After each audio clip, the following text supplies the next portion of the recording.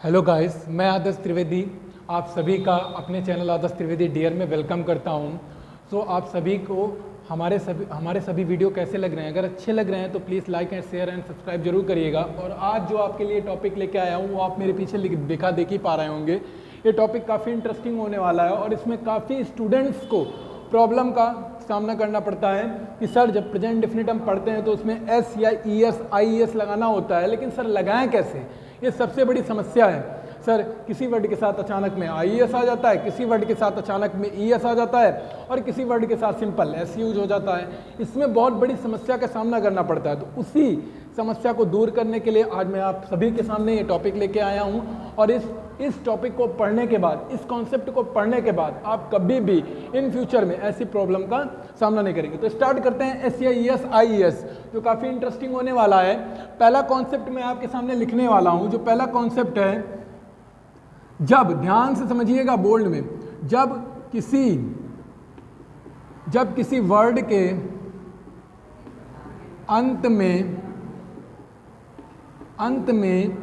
अंत में क्या आ जाए, S S, S H, C H, X O Z.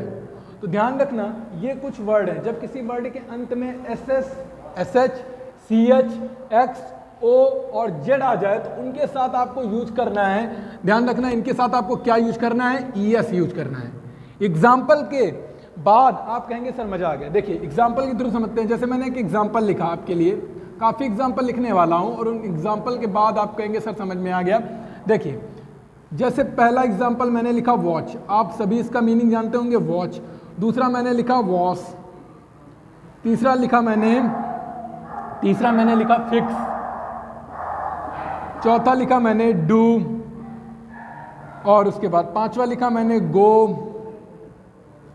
और छठा लिखा मैंने मिस, और इसके बाद मैंने लिखा कैच।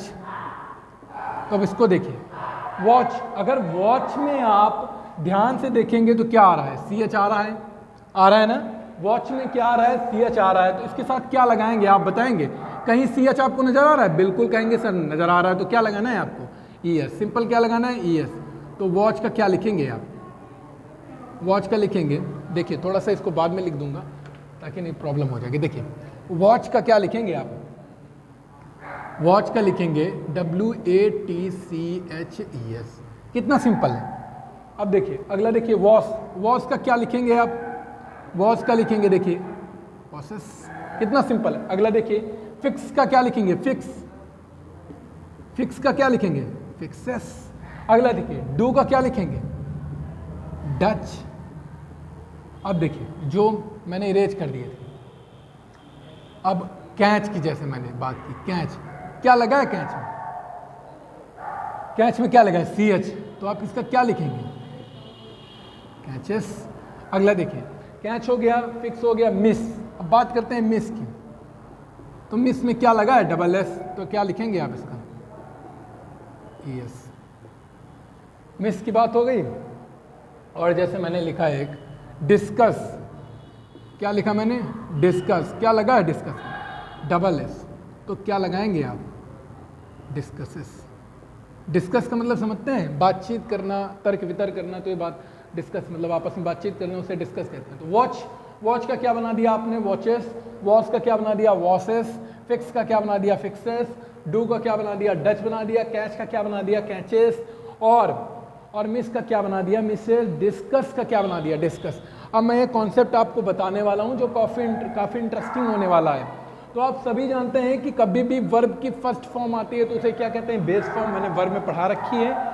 लेकिन एक बात ध्यान से और समझिएगा कि जो वर्ब की फर्स्ट फॉर्म होती है, जो वर्ब की फर्स्ट फॉर्म होती है, और उसके बाद जो वर्ब की फर्स्ट फॉर्म में कभी भी एस लग जाए, ई एस लग जाए या आई एस लग जाए, तो ध्यान समझना, वर्ब की फर्स्ट फॉर्म और वर्ब की फर्स्ट फॉर्म में कभी भी S, E S, I S लग जाए तो वर्ब की फर्स्ट फॉर्म सदैव क्या होती है, प्लूरल। क्या होती है, प्लूरल। ध्यान से समझना, प्लूरल। और वर्ब की फर्स्ट फॉर्म में कभी भी S, E S, I S लग के आ रहा है तो वो क्या होता है, सिंगुलर। क्या होता है वो, सिंगुलर। तो ध्यान से रखना इसे क्या होता है, सिंगुलर। इसीलिए आप ही के साथ डज का यूज करते हैं। डू का नहीं यूज करते, क्योंकि ही क्या है, सिंगुलर, और वो वर्ब कैसी मांगती है, वर्ब भी सिंगुलर मांगती है, इसीलिए ही के साथ आप डच का यूज करते हैं। क्यों? क्योंकि डू में क्या लगा है, ईएस, तो क्या बन गई है, सिंगुलर फॉर्म बन गई है, डू क्या है, प्लूरल, इसीलिए डू को आप आई के साथ डू का प्रयोग करते हैं, कभी भी डच का प्रयोग नहीं करते। क्यों? क्योंकि आई क्या है, प्लूरल सपोज किया जाता है, वहां पर प्लूरल के साथ प्लूरल वर्ब चाहिए, इसीलिए डू का यूज करते हैं। तो ये कॉन्सेप्ट काफी इंटरेस्टिंग है, नोट करना चाहें तो आप इसे नोट कर सकते हैं, काफी इंटरेस्टिंग वाला। तो गाइस इसे नोट कर लिए, अपने अगले कॉन्सेप्ट के बारे में चर्चा करें। तो आई थिंक आप सभी ने नोट कर लिया होगा, तो अब इसे इरेज करते हैं, अगला देखते हैं।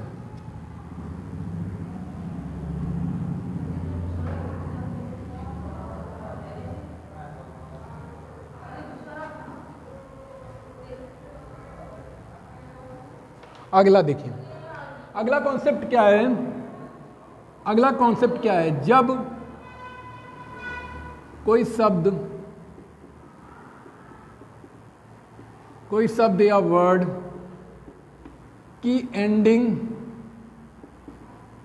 वाई से हो और उससे पहले कॉन्सोनेंट हो,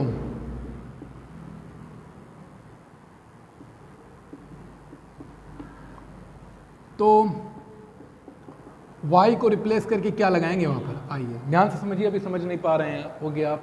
कभी भी किसी वर्ड के एंडिंग में वाई हो और उससे पहले क्या हो, कोई कॉन्सोनेंट हो। अब कहेंगे सर कॉन्सोनेंट क्या है, आप सभी जानते हैं, इसको अगर नहीं जानते तो आपका इंग्लिश पढ़ने से कोई बेनिफिट नहीं है। कॉन्सोनेंट क्या होते हैं, ए ई आई ओ यू को छोड़कर अल्फ़ाबेट में बचे हुए जितने भी लेटर हैं वो सभी क्या हैं, कॉन्सोनेंट हैं।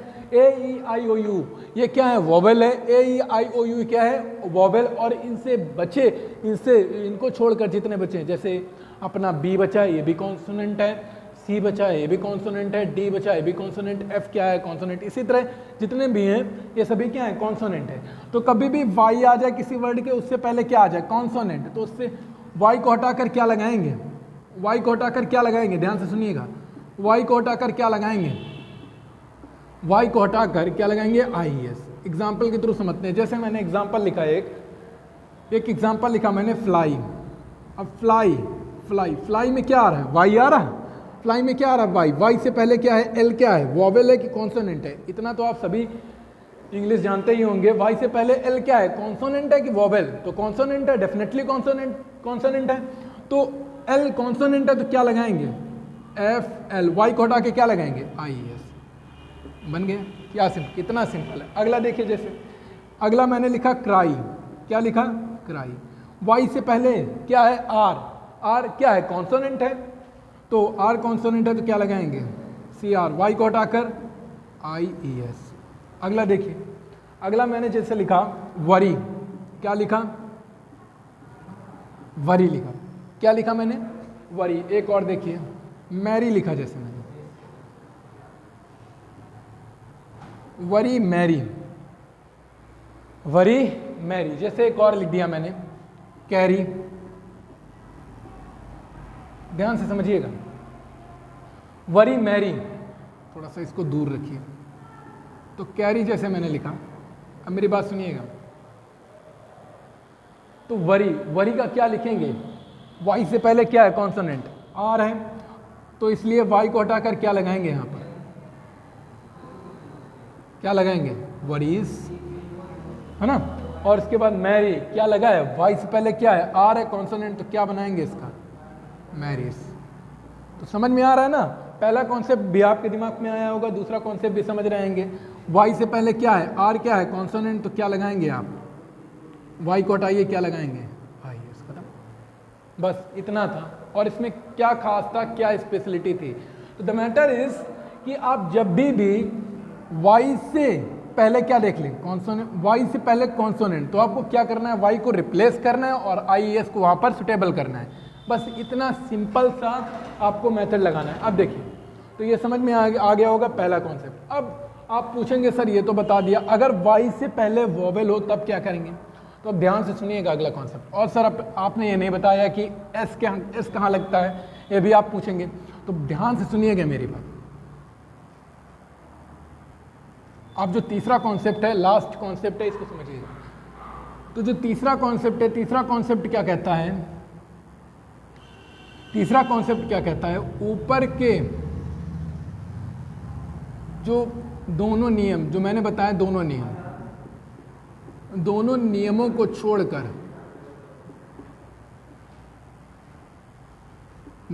छोड़कर बचे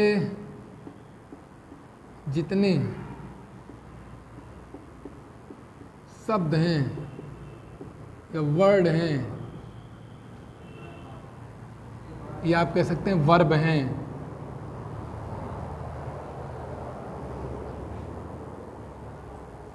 हैं, उनमें क्या लगाना है आपको? उनमें आपको क्या लगाना है? एस लगाना है। तो ध्यान से सुनिएगा,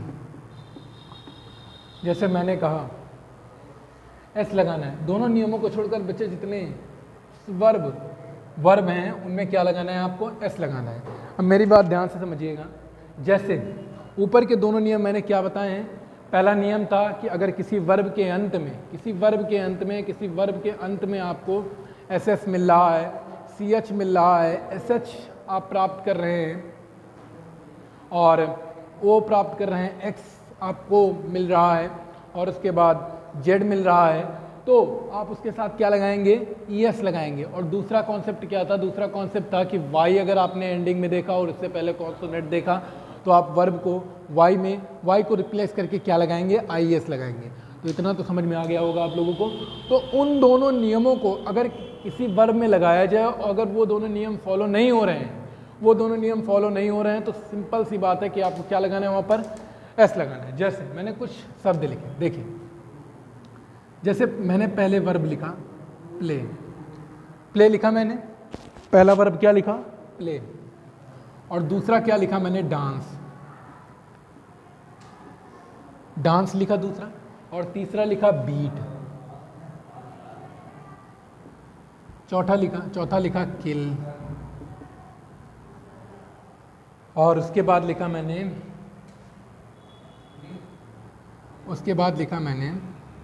स्टॉप। और उसके बाद लिखा मैंने